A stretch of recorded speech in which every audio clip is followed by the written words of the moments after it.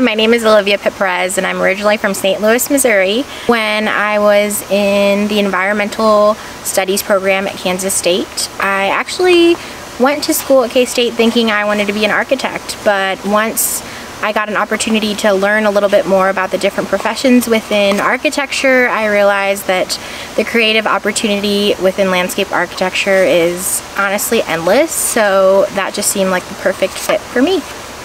Coleman & Associates has been around for 33 years, which is pretty amazing considering that the development boom in Austin really only started up about 20 years ago. So Ann Coleman, our founder, really got her foot in the gate early and was able to establish some wonderful relationships with developers and architects and engineers in this area and all of Central Texas to become one of the most well-known woman-owned architecture firms here in Austin. One of my favorite projects that I've gotten to work on here in Austin is the Grove at Shoal Creek. The Grove is a 76-acre mixed-use development. It's an urban infill project just located north of downtown Austin, and it's really quite different because it's surrounded by a lot of historical neighborhoods, which also made it a very political project. But it was very interesting to get to work with the different communities and neighborhoods, surrounding neighborhoods of that area, to develop something that not only was going to benefit the new potential owners of homes and businesses in the development, but also those in the surrounding area.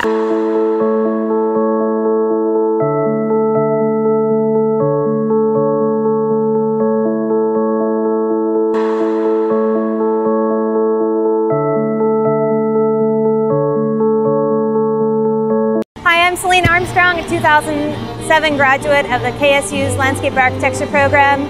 I grew up outside of Harrisonville, Missouri, and today I am the project executive for Pier 55. This is the most incredible project under construction right now. It is not only setting precedent for private money funding high quality public spaces, but it's also setting precedent for innovation in construction and just the design and build community. Pier 55 is also a nonprofit that was formed to build and operate this wonderful 2.5-acre park and performance space. I became a landscape architect because of my love of nature, and while I didn't know what the profession was, a teacher I had in high school noticed my ability to manage people and my interest in planting and design in general, and so I'm so glad that I found the profession. Out at Pier 55, this is a really fantastic project. It is innovative in the construction methods. We have the top-notch collaborators, from the smartest engineers to the sharpest men on the site that are problem solving every single day. So just the collaboration of this project has been incredible, and the funding source will hopefully set precedent for future nonprofits and individuals to build public open space for the common good.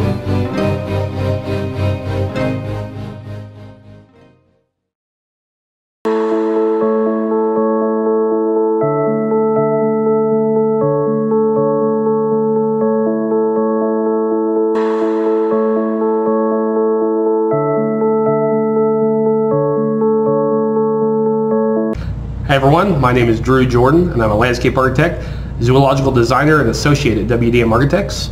I graduated from K-State in 2006 and I've been working on zoological projects ever since. WDM is a multidisciplinary firm of 16 employees in Wichita, Kansas. Our zoological practice that I spend most of my time with is international and is one of only a handful of firms that has this specialty. For some of you, I'm sure a specialty in zoological design probably isn't even on your radar. I know it wasn't on mine until I attended a lecture my junior year at K-State by a man named John Coe, who's considered one of the founders in modern zoological design. It wasn't long after his lecture that I got hired to do my 7-month internship with WDM. And they used my contacts after I got back to school to work on my capstone project that focused on the tiger exhibit and the Asian master planning for the Sedgwick County Zoo. I dove in headfirst to the world of zoo design, and I even got to work when I graduated on the actual tiger exhibit at the Sedgwick County Zoo, which still to this day is one of my favorite projects to have worked on. For every project, my design process always begins with extensive research into the animal's natural behaviors, their natural habitat, and potential cultural influences that could inspire the built environment.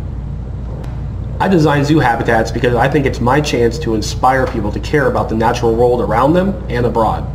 And hopefully they too can be a part of making this world a better place to live for both people and animals.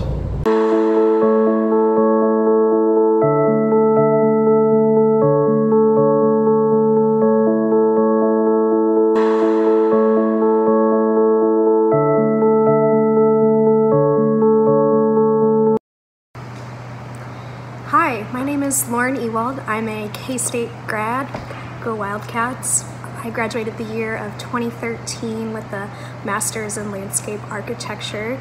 I'm originally from Overland Park, Kansas, but I now live in beautiful San Francisco, California. I work at a small office called Fletcher Studio. We're 10 people.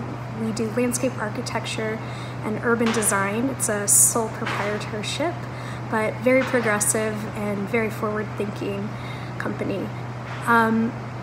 I became a landscape architect because I was actually sitting in the K-State lecture hall and learning about the different career paths and different departments that I could choose from.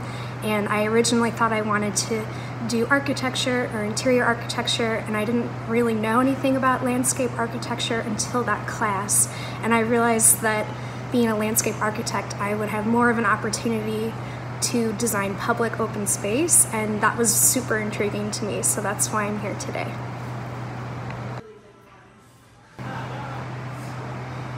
The most exciting project that I'm working on right now is in Point Arena, California. It's for a company called Better Place Forest. It's a project that a lot of students would probably dream of working of, and I'm afraid that not everyone gets to work on a project this cool, but it's a forest cemetery, and the concept, it's similar to forest cemeteries in Japan or Europe. It's the first of its kind here in the United States. So the concept is each customer who wants to buy a plot of land in the forest cemetery purchases a tree, and they can bury their loved ones at the base of that tree.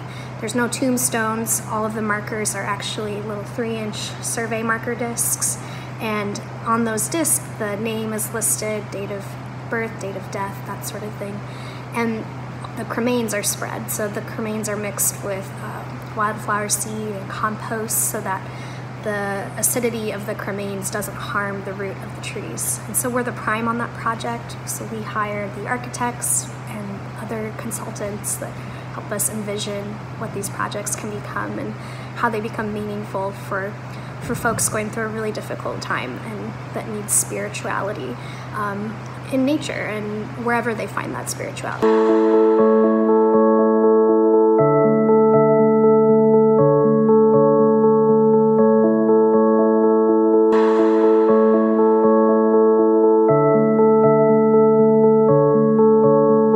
Hello, my name is Cory. I am a landscape and urban designer at Design Workshop Chicago. We as a company have about 120 employees at about 8 different offices across the United States.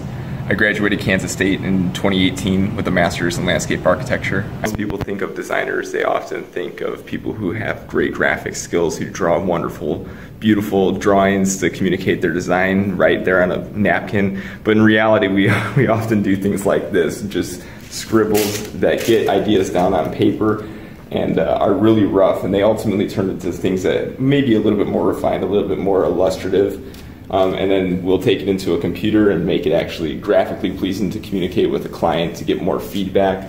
We often mark up with red pens and just, destroy them in order to make something new from the ashes, so to speak. We run a lot of analyses. These projects that I work on a lot in Saudi Arabia are massive. This one in particular is the size of Belgium or the state of New Jersey that we're master planning, and it's been ongoing for about 2 years now. So these projects are really important to me just because of the breadth of work and the scale that we get to work at. But the ones that are truly most meaningful to me are the things like I've done in Detroit that help a lot of people who are in low-income neighborhoods that don't have access to community spaces, and we provide them solutions to implement over time where they can actually grow their community economically and socially.